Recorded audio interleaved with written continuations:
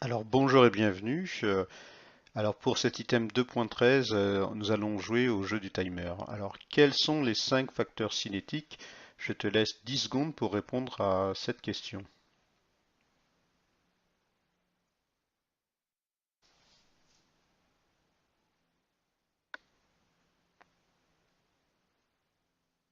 Alors correction. Alors qu'est-ce qu'un facteur cinétique? Un facteur cinétique, c'est en fait une propriété qui accélère une réaction chimique. Donc par exemple, tu as la température, la concentration, le catalyseur, la lumière et le solvant qui sont des facteurs cinétiques. Alors, par exemple, la température est un facteur cinétique puisque en augmentant la température, la réaction se fait beaucoup plus rapidement.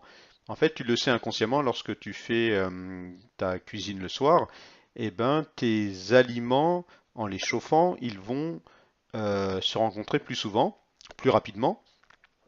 Et donc, tu pourras manger ta soupe beaucoup plus vite.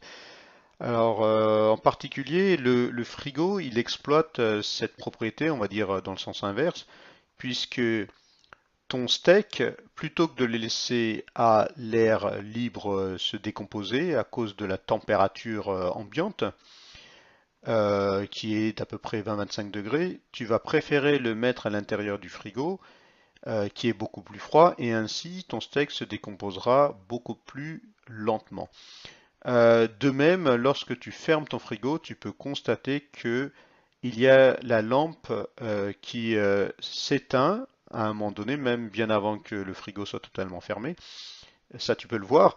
Pourquoi? Parce que justement, la lumière, c'est aussi un facteur cinétique et ça accélère justement la décomposition des aliments à la lumière. Voilà.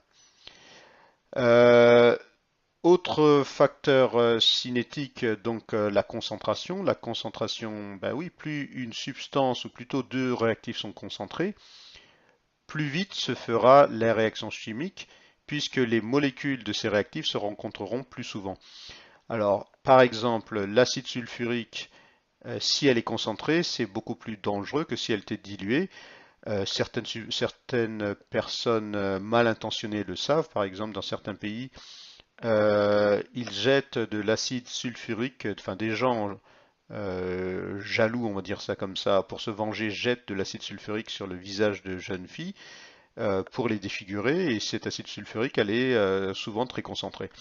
De même, dans d'autres pays, j'ai appris cette année qu'ils se mettaient à jeter de l'acide sulfurique ou ils menaçaient des passants de jeter de l'acide sulfurique si ces passants ne leur donnaient pas leurs sous.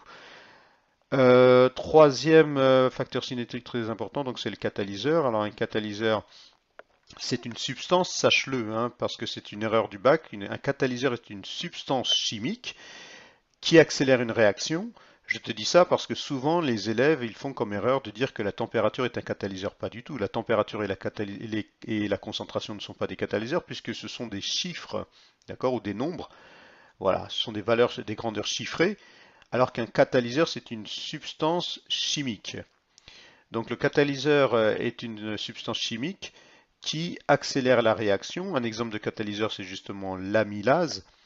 L'amylase, c'est un catalyseur qui se trouve dans ta salive et il est conseillé de beaucoup saliver lorsque tu manges du pain puisque le pain contient de l'amidon.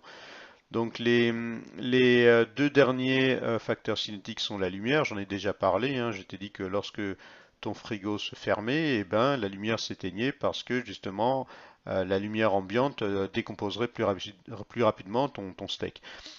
Enfin, tu as le solvant qui est aussi un catalyseur. Alors ça, c'est davantage exploité lors des réactions de chimie organique. On sait que avec certains solvants, ta réaction chimique sera davantage accélérée. Donc c'est tout pour cet item. Et fais bien attention, hein, ne dis surtout pas que la température est un catalyseur, hein. C'est une erreur qu'on retrouve très souvent au bac.